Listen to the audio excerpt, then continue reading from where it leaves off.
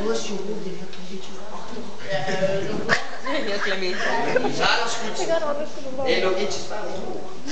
Oké, wacht, doe met je ogen tegen de stoel een beetje naar voren zetten. Oké, stop. En nu hoofd naar achter.